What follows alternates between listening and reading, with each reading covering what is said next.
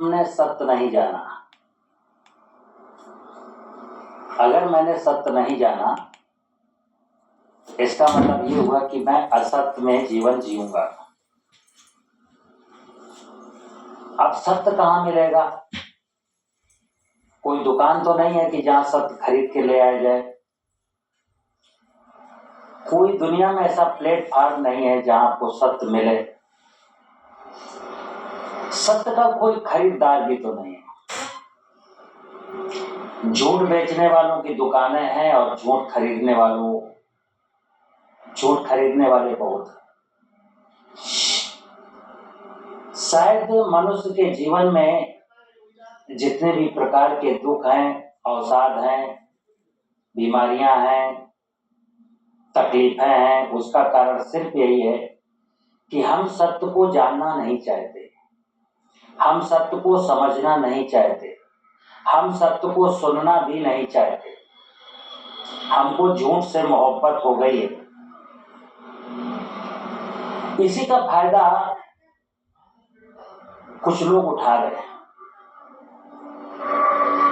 आज मैं बात कर रहा हूं मित्र, सनातन संस्कृति की। ये हाथ भगवान ने, परमात्मा ने इसलिए दिए हैं ताकि आप उसका काम कर सके। लोगों ने कहा कि ये हाथ काम करने के लिए नहीं, भगवान के सामने हाथ जोड़ने के लिए। आप देखिए, आप कितना बड़ा झूठ है। सारा संसार भगवान के सामने हाथ जोड़ के खड़ा है और भीख मांग रहा है। भगवान का काम करिए, भीख मांगने की जरूरत नहीं। लेकिन धर्म के ठेकेदार कहते हैं भगवान के सामने हाथ जोड़िए। ये हाथ भगवान का काम करने के लिए मिला है। भगवान का काम करिए इन हाथों से। भगवान कभी नहीं कहता मेरे सामने हाथ जोड़िए। और जिन्होंने सिखाया हाथ जोड़ना, वो खुद हाथ नहीं जोड़ते, वो आपके सामने हाथ जोड़ते। यानी हमसे कहा गया कि भगवान के सामने हाथ जोड़ोगे तो भगवान दे देगा, और वो आपके सामने हाथ जोड़े खड़े है। क्या मित्र, हम सब लोग झूठ के जीवन में जी रहे हैं, झूठ की दुनिया में जी रहे हैं, और झूठ में मैं प्रकाश खोज रहा हूं। जैसे वो कहते हैं ना, हे प्रभु, हे ऊपर वाला, मुझे अंधकार से प्रकाश की ओर ले चलो, मुझे असत्य से सत्य की ओर ले चलो, मुझे मृत्यु के भय से अमृत की ओर ले चलो, जहां सिर्फ और सिर्फ शांति हो। लेकिन भगवान कहता है, हे पुत्र, तुझको तो जन्म लेते ही मैंने एक मूल मंत्र दिया था। अगर वो तू मेरा काम करता तो तुझे, तेरे जीवन में प्रकाश ही प्रकाश होता, सत्य ही सत्य होता, मृत्यु के भय से दूर होता और शांति ही शांति होती। तो मैं सत्य से निकल करके असत्य की ओर जा रहा हूं, प्रकाश से निकल के अंधकार की ओर जा रहा हूं, अमृत से निकल करके मृत्यु की ओर जा रहा हूं। शांति मुझको बिल्कुल अच्छी नहीं लगती, मुझे को कलह बहुत अच्छी लगती है। दिन भर लड़ाई झगड़ा करना है किसी न किसी। मित्र, कलयुग में सत्य कहीं छूट गया पीछे। और मैं क्या कहता हूं, सत्य को, सनातन को, धर्म को कागज के नोटों ने छुपा लिया।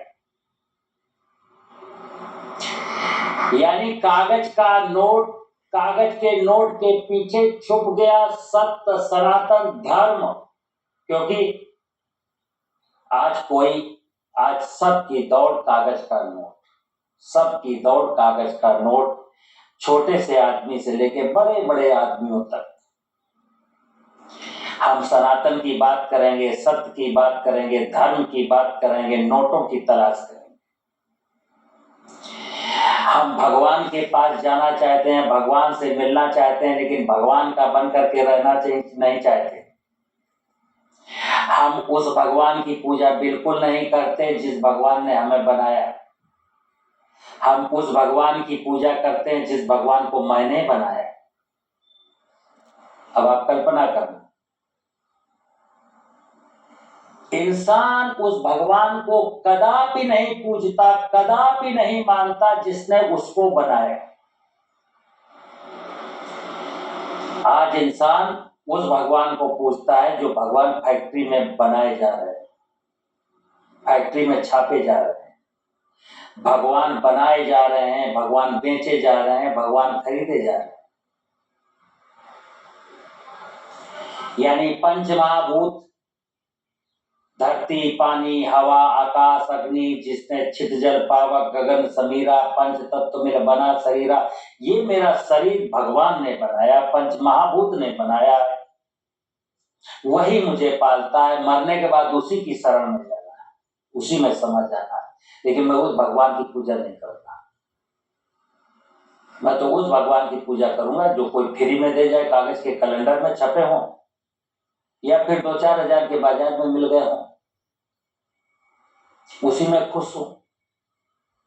आप तो भगवान से बड़े हो गए, और आज दुनिया में यही चल रहा है मित्र। हम उस भगवान को नहीं पूजना चाहते जिसने हमें रचा है, जो मुझे पालता है, मृत्यु के बाद जो हमको अपनी शरण में बुलाने वाला है, उसको नहीं मानते। मित्र, सत्य को स्वीकार करिए, झूठ की जिंदगी में कुछ नहीं रखा। क्योंकि मैं फिर बता दूं, ये जो भगवान आपने खरीदा है बाजार से